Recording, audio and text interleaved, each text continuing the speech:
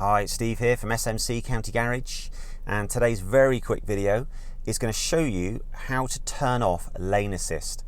Now, we get asked about this an awful lot, especially with the state of the roads where the car can't quite see the white lines, especially if they've faded.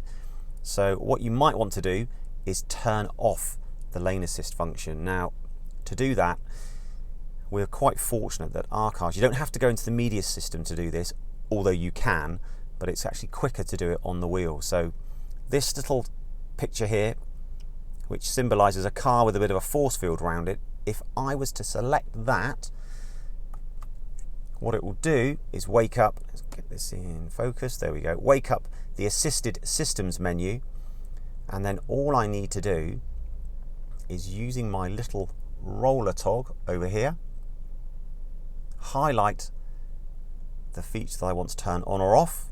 So if I scroll up to lane assist and then I just physically push the button in, I've now turned off the lane assist, and you can see it's set on there.